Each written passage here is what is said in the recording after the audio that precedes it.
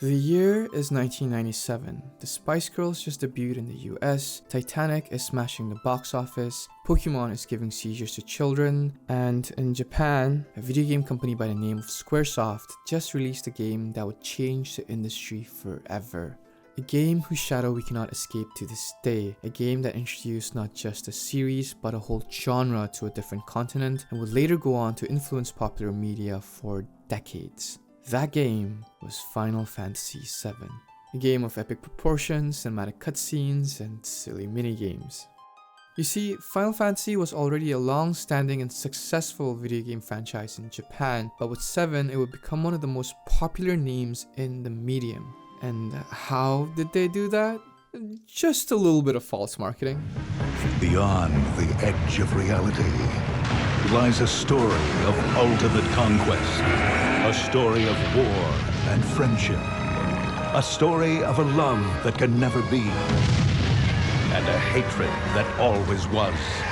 And now, the most anticipated epic adventure of the year will never come to a theater near you. Final Fantasy VII. PlayStation. 7 was also an odd entry in the franchise as it distanced itself from the traditional idea of fantasy. It's more in the realm of sci-fi and steampunk with its futuristic tech, mechas, and the overall design of the world.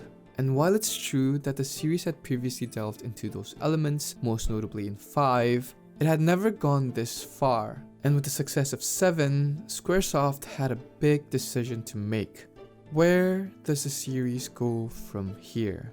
While that question is still relevant to Final Fantasy even now, one could argue that this is where that question popped its head the first time, as both 7 and 8 were massive commercial successes and an entire part of the world now knew Final Fantasy as this edgy punk video game franchise that was cool as hell, but then there were also the older fans that knew Final Fantasy when it was just a fantasy game about a bunch of silly people coming together to go on an adventure. This even started an internal conflict within the company, mainly between series creator Hironobu Sakaguchi and the director of 7, Yoshinori Kitase. Sakaguchi wanted to take Final Fantasy back to its roots, where it felt like a game about tiny characters going on a grand adventure, while Kitase wanted the series to be more mature, edgy, and lifelike. In an interview with Edge magazine, Sakaguchi talks about how the first time he heard the concept of Kitase's Final Fantasy VIII, he showed concerns about how it was just a high school drama. This led to Square splitting the studio up into 3 teams. One team would work on Kitase's vision of Final Fantasy, the other team in Hawaii for some reason would work on Sakaguchi's game and also a film, and one team would work on a new Final Fantasy MMORPG. It's strange to look at this period now because this would unintentionally be the last Final Fantasy Sakaguchi would work on as the head, but it would also be his greatest work ever. That project is now Final Fantasy IX.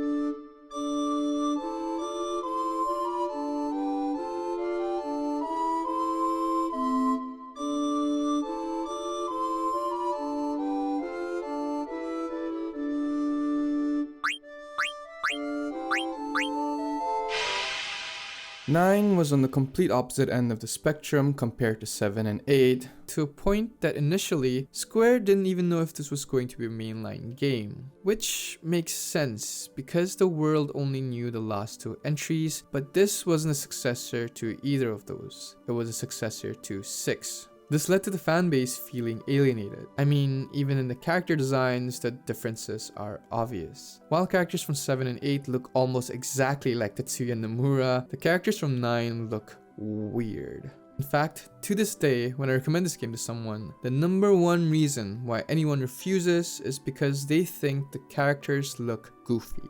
And like, yeah, they do. Their heads are too big, they don't look human, this guy has a tail, the goat, and what the fuck is this? To show you the difference in vibes, let's compare the opening sequence of 7 and 9. 7 opens with Cloud and the gang jumping out of a train, killing 2 guards, and pulling off a bombing at a Mako reactor. That is cool. Also an act of terrorism, but also still very cool. While 9 opens in the dark with Monkey Boy over here and a person who looks like this, and you fight a man who is obviously wearing a stage prop. This man also uses words like babylicious to describe a 16-year-old girl. So yeah, very different. Now, I'm not saying that all other Final Fantasy games are always serious, the franchise has always been camp, but 9 is undoubtedly the campiest of them all. Unless we're talking about 10-2, but we never talk about 10-2, so shh. So, why did Sakaguchi make this decision? Why risk anything at all when you have a winning formula? Well, there are 2 reasons. One is that he wanted to free Final Fantasy from a box. He felt like taking another step into realism would make people think that the series could only go in one direction, but in his eyes, Final Fantasy was a franchise that could do anything. But the second bigger reason is better explained by art director Hideo Minaba in an interview with Hyper PlayStation Magazine, where he says, "The story of FF9 is rather serious, but the visuals are cute and cozy, and we try to lean into that gap. You see a lovely, cute flower, but then a wind blows and it sways sadly, forlorn. I hope players notice those touches." And I think as the years have gone by, people have noticed. This is what I call the Wind Waker effect, where on release, people hate the art style of the game due to the demands of the industry or other reasons. But as the years go by and we grow older and more mature, the reception changes. Because 9 is a very unique entry in the whole franchise, and to highlight that, let's go back to the character designs. So let's look at the cost for 9 again, and then look at the cost for every other Final Fantasy game. Notice the difference? Yes, that is a rat in a hat, but outside of that, look at how weird and interesting the characters of 9 are. In Super Eyepatch Wolf's video about Final Fantasy 15, he said, "For as long as I've known it, Final Fantasy has always been a series about a group of weirdos from wildly different backgrounds and cultures, all coming together to combat a greater evil." And I 100% agree with that. But even in a series that's known for its weird characters, Final Fantasy 9 is the weirdest of them all. Because again, what even is Quina? The inspiration for these designs came from the 1982 film The Dark Crystal. And when you look at these two side by side, it's actually crazy how similar they look. And this art style has grown on me with each year to a point that now I think it's perfect. Because this is a game where the cast can be described as princess, knight, this thing, this thing, this thing, and this thing, and it only works because of this particular art style. In fact, everything is tied to it. And if the game looked more realistic like 8, I think the whole game would collapse. And it's when you look at how intentional everything is when you notice all the amazing small details and the childlike wonder this game has to offer. Like Steiner's loud clanky footsteps, the fact that the Mughals have their own mailing network, how random NPCs have their own cutscenes, the existence of a village of Scottish dwarves, and the amazing pre-rendered backgrounds filled with culture. This game also does an amazing job at conveying what each character is feeling in the moment by giving them individual speech bubbles, and also through this amazing system called ATE that switches perspective to tell us different sides of the story. But then, what is the story? And does it benefit from the art style too? Well, let's talk about it. The story of 9 starts with the traveling theater group Tantalus going to Alexandria to perform a play for the princess's birthday. But here's the twist. They aren't actually a theater group. Their real plan is to kidnap the babylicious Princess Garnet, and the man in charge of that is our main character, Zidane. But when Zidane meets Garnet, we find out that Garnet wants to be kidnapped so that she can escape from her mother, who is acting a little strange lately. So Zidane, of course, helps her get kidnapped, and from there, Zidane and Garnet's stories become intertwined as they go on a world-trotting adventure and meet new party members along the way. This probably doesn't sound that different from many other RPGs, and you're right. The grander plot of 9, at least for the first half, is very generic. But what makes it stand out are the smaller set pieces that fill the narrative of the game and slowly unfold the world of 9. Take for example this small village of Dali. While at first this just seems like downtime for the characters to have small interactions before going to a bigger event, we soon find out that Vivi, our adorable black mage, has been kidnapped. And in a quest to find him, we end up in a factory that is producing dolls, except these dolls look eerily similar to Vivi. And for the next hour or so, we watch this child questioning everything around him, including his own existence, as he witnesses these things that look just like him acting as mindless slaves. This leads us to a boss fight where we watch the black mage dolls get eviscerated in front of Vivi's eyes, and the CG cutscenes do an amazing job at conveying everything Vivi is feeling without any voice acting. There's a level of devastation in this childish looking game that I haven't experienced in the series since. Even in 15, a game that is graphically much more advanced than 9, the destruction of Insomnia doesn't really come close to what we see in this game from the year 2000. The closest thing that comes to it is 6's Apocalypse. And that's because while light-hearted characters can be cute and cozy, the weight of the moment is doubled when those same characters are going through the extremities of life. But of course, art and story can only take a video game so far because you have to play it as well. So what's the gameplay like?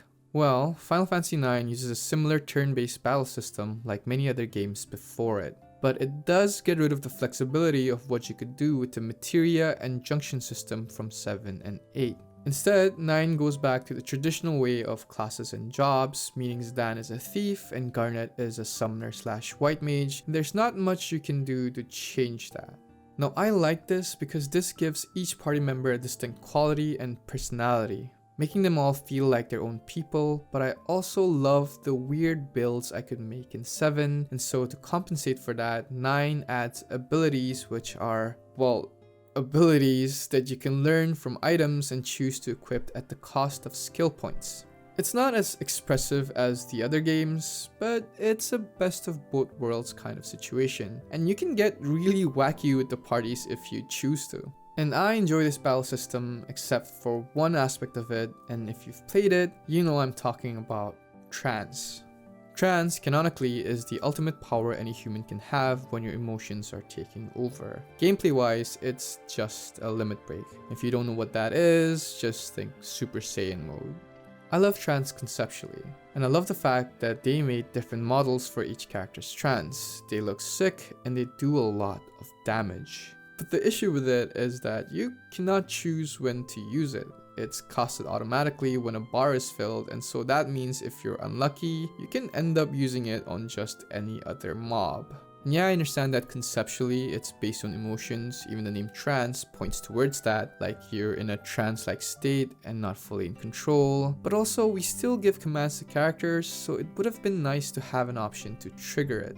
But as said, I still enjoy the combat of 9, but the main reason why the gameplay is so fun is actually because of how gameplay is used to convey the story of the world and the characters around us. For example, early on when Tantalus is putting on a play to distract the queen, you have this unique prompt called SFX that doesn't appear anywhere else. And if you pick one of the SFX to use, a theatrical, almost comical animation plays doing 0 damage to your enemies. And if you put 2 and 2 together, you understand that SFX stands for special effects. And I love that. This really establishes the theater ship's mechanics to put on a play, adding another layer to everything around the characters that we are controlling. Another example of this is how from the very start, Steiner shows a massive amount of respect to Vivi, and soon after they come up with combo attacks that can only be used when they are in the party together, establishing what these characters think about each other. This extends past the main characters and scenarios though, as FF9 has a world map, and like every other classic JRPG, the world map is filled with random encounters that you will probably stop paying attention to after a certain point. At least I did, until one time this happened.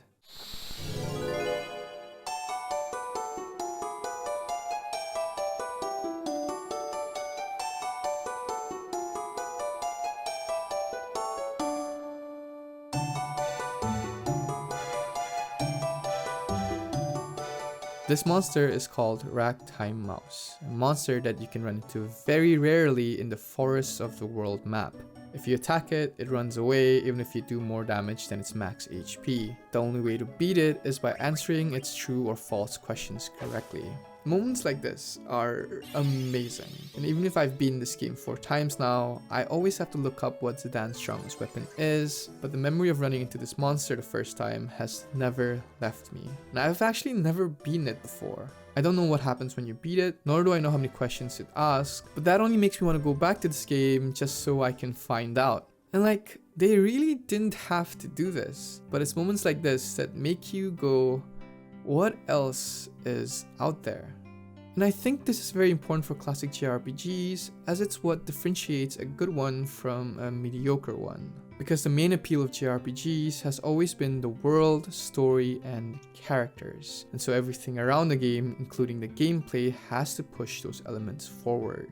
And that's also why Final Fantasy stood out back in the day. But it's not just these fun moments the gameplay elevates, but also the more serious ones, like with Princess Garnet. Before being a princess, Garnet was part of the Summoner race. Summoners are a race that can call upon the strengths of Eidolons, who are these beings of godlike powers, and Garnet is one of the only 2 members remaining from this race, which also means that she isn't the blood daughter of Queen Brani, but we don't know that yet. In fact, we only find out about this way later in the story, but hints of Garnet being special and not being related by blood to the queen are spread throughout. And I'm not just talking about how they look and the cutscene at the start. From the very first moment we control her, you have the option to summon. And if you click on the option, you see the names of all the Eidolons she can summon. And if you know Final Fantasy, you know these names. And you also know that usually to summon you need to go through a certain trial. But for Garnet, they're available from the start. Only she doesn't have enough MP to use them. And it's really easy to shrug it off as just a weird choice the developers made, until her story unfolds more and more before our eyes. When we meet her at the start of the game, she's this charming young girl who likes taking charge of things. She not only plans but trains to escape from the castle, drops down a tower with a smile, and is very proud of all her achievements and skills, while also being captivated by the world around her. But that sense of wonder and pride is slowly stripped in front of our eyes as she discovers the dark secrets of her kingdom and she watches her mother commit all forms of atrocities across the world. And the person who was once confident and cheeky starts slowly doubting all her abilities and her own identity, as she realizes that she was never really a proud princess, but just a helpless girl who was at the mercy of the world.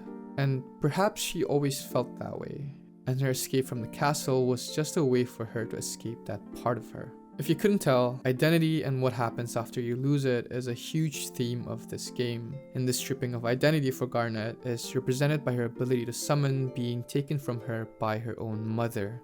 Needless to say, Queen Brani isn't really the best mom in the world.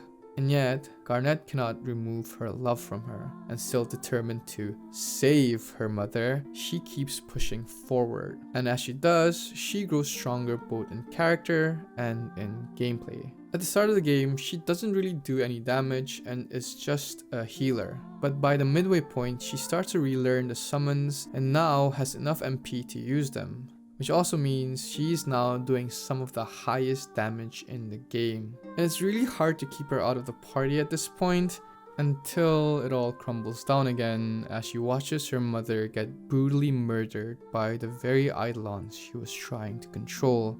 And with her dying breath, the queen apologizes to her daughter. Now, having lost the mother that raised her, the weight of the kingdom of Alexandria relies on this 16-year-old girl. And she has to make the hard decision of ending her adventure and leaving her friends to become the queen. Only almost immediately after she becomes the queen, the kingdom she promised to watch over is destroyed right in front of her very eyes.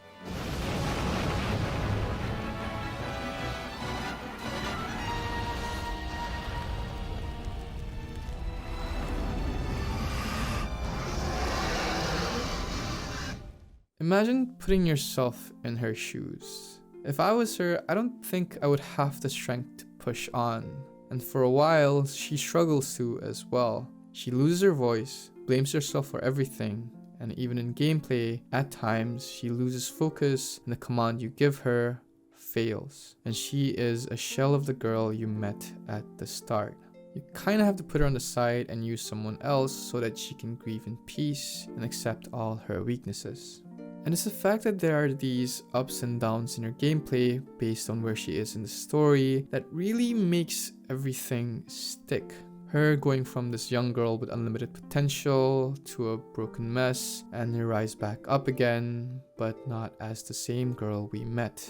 And throughout her arc, the way you play her has probably changed multiple times as well. She'll never be the same, but maybe she doesn't have to be. She's been to hell and back, has repeatedly lost things dearest to her, and despite all of that, she keeps going and keeps trying to heal. The fact that even when she has all the reason to give up and just lie down, she doesn't and finds a new meaning and a new way to not just live but also to struggle is the spirit of not just this game, but of Final Fantasy as a series in general. And of course she has to cut her hair to show growth because fictional female characters and character development. And while all these serious story beats are happening, the world around stays wondrous and whimsical as ever. It's jarring, but while a huge aspect of this game is about the cold indifference of the universe, it's also about existing in a world that's filled with endless wonder. Because the world never stops being interesting, weird, and funny, even if you wish it did. That all ties to the central question of this game: what is life and how do we live? These questions come from Sakaguchi's own experiences. There's the story that spread around the community about how Sakaguchi's mother passed away during the development of 7 and how that inspired the death of Aerith. That story is false, as the death of his mother happened during the development of Final Fantasy III. And if you're a fan of the whole series, you know that there is a massive difference in storytelling and themes between 1 to 3 and the rest of the franchise. There is a reason why conversations around Final Fantasy starts mostly from 4. This grief of his even seeped into the infamous film Final Fantasy Spirits Within, but I think 9 is where Sakaguchi fully explores it, as life and death are the central themes of the whole game. And while the story of Garnet speaks to life, death comes in the form of the villain Kuja. Now, even among 9 fans, there is a very common sentiment, and it's that Kuja is not a good villain. And I agree, but the way I see it, Kuja isn't a villain. And I might sound crazy, but this was also confirmed by the people who worked on the game.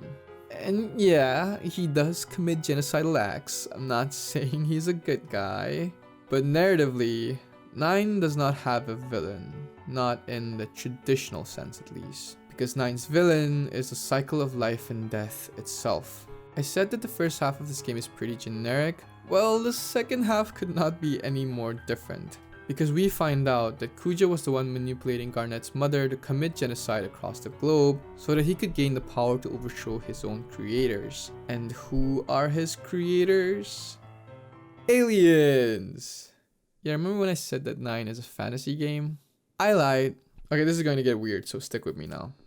Kuja is a genome created by Garland, the ruler of the dead planet named Terra. By the way, the planet that we started our adventure on is named Gaia. Also, Garland was the one who killed all the other summoners, including Garnet's birth mother, because he was afraid of the power of the Eidolons. Now, Terra had an issue where all its animals and plants were dying, so to save its civilization, it assimilated with Gaia, basically becoming a parasite. Now, in the universe of 9, every planet has a crystal, and that crystal controls the cycle of life. When a person dies, their soul goes to the crystal and starts the process of reincarnation. This process also powers the crystal to keep it alive. Terra's plan was to put a tree called the Ifa tree on Gaia to absorb the souls of dead Gaians, so that the crystal would take the souls of Terra instead, thus slowly replacing the population of Gaia with the people of Terra. And Garland created Kuja to start a war in Gaia to speed up the process, because war equals death, which equals more Gaian souls going to the Ifa tree, which means more Terran souls go to Gaia's crystals.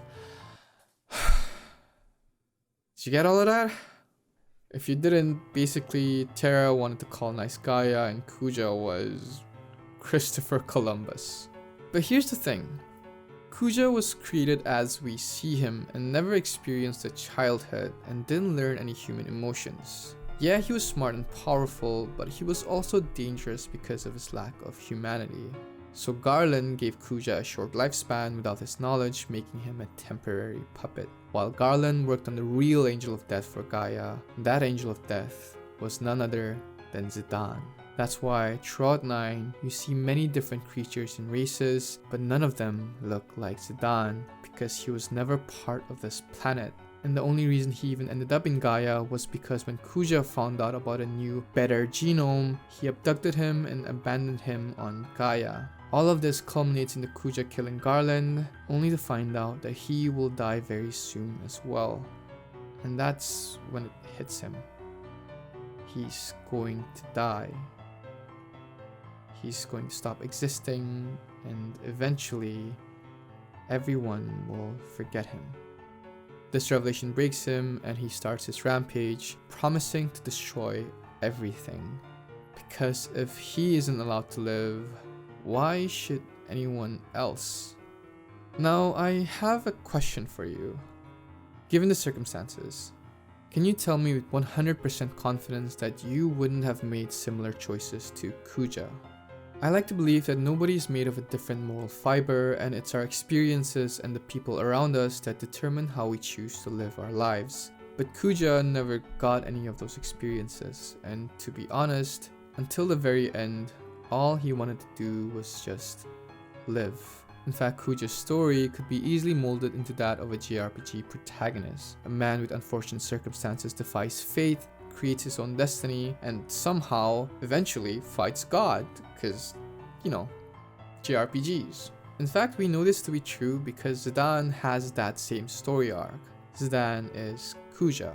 The only difference is that he was loved and had way better people around him. And Zidane, to me, is one of the best Final Fantasy main characters we've ever had. While he isn't a cool prince like Noctis and doesn't have a buster sword like Cloud, what he does have is a distinct personality. Zidane is a womanizer. He's also crude and takes things at his own pace. He doesn't have the typical Final Fantasy protagonist arc of mopey robotic character learning about life. In fact, Zidane understands a lot about life and humanity from the very beginning. It's actually hinted midway through that he's already gone through all the soul searching before the game even began. He isn't morally perfect either though, because he wanted to kidnap someone, but that's what makes him so distinct.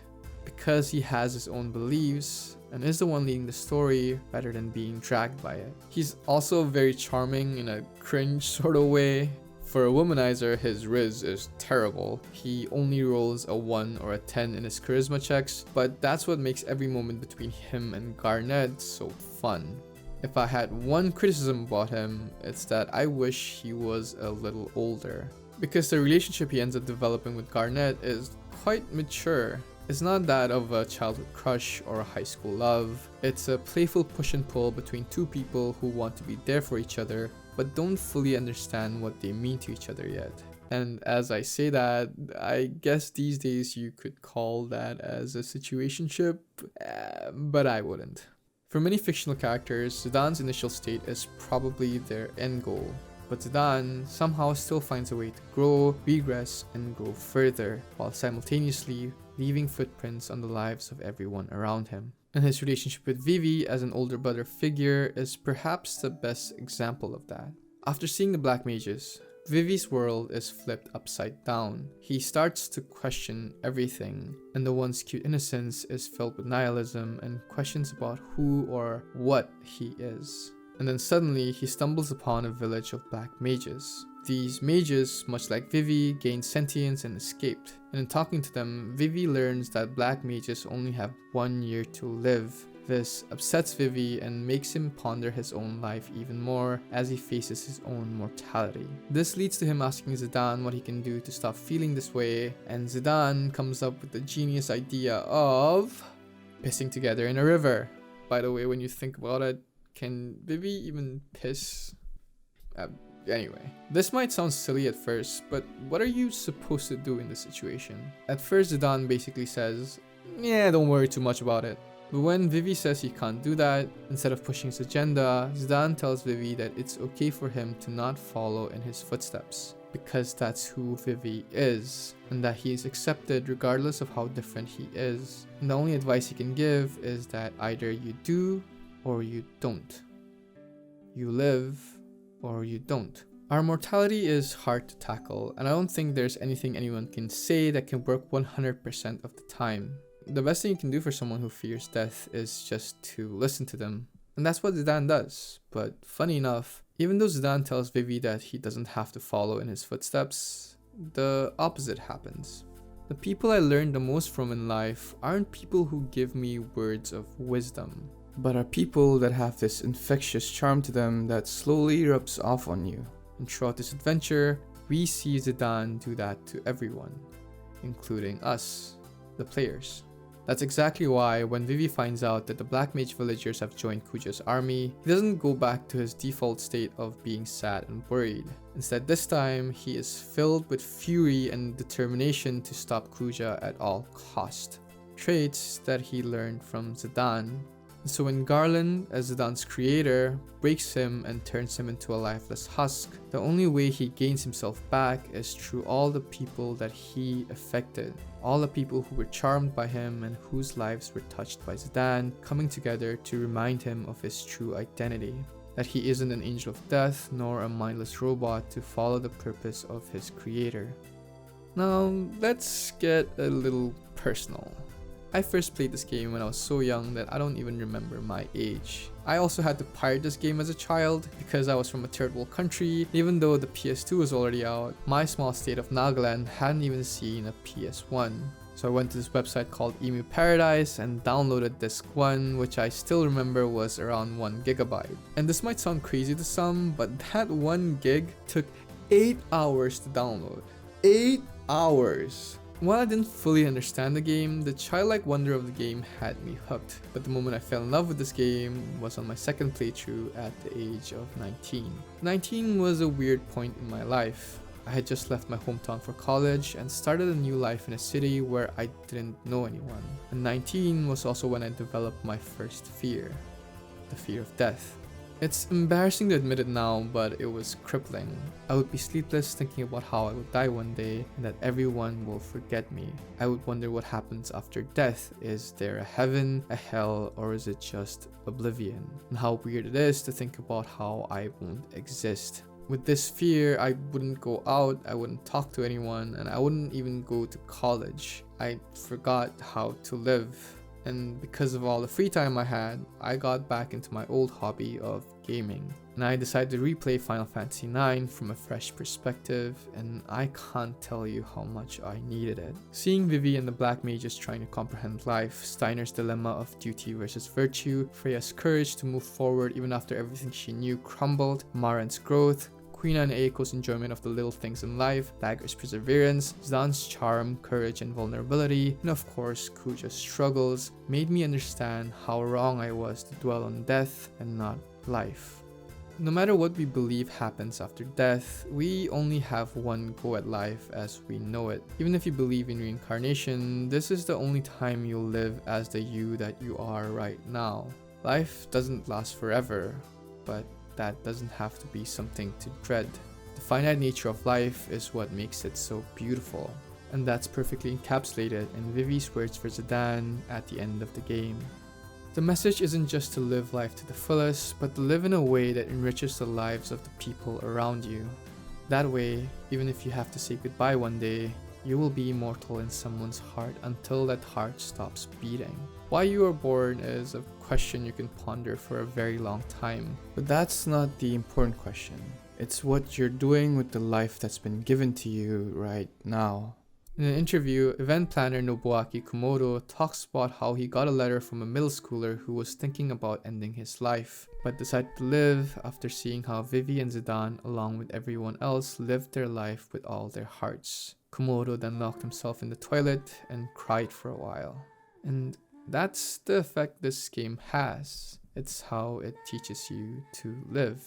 As the 25th anniversary of this game is right around the corner, so is my 25th birthday. Fun fact, Final Fantasy 9 and I were born in the same year, same month. And so I felt like I had to talk about this game to honor its legacy and also because of what it means to me. And with the rumors of a remake circling around the community, I hope Square handles this special game well because in my eyes, this was the last Final Fantasy with a true focus. And this is not me talking down the games that came after it. In fact, I love many of them just as much or sometimes even more than this game. But Final Fantasy has had an identity crisis since 9 and since the departure of Sakaguchi from Square Enix. And to be honest, I really think Square should take him back because genuinely, what even is Final Fantasy anymore? But that's for another time.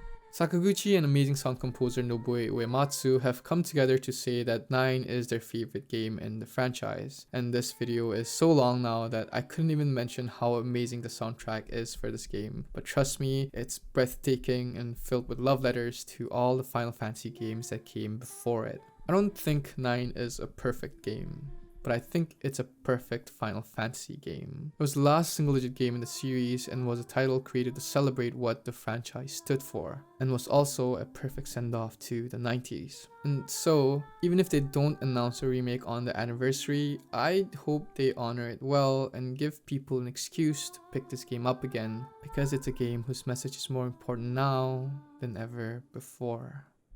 That's about it. Bye. This is going to be terrible, but yeah, whatever.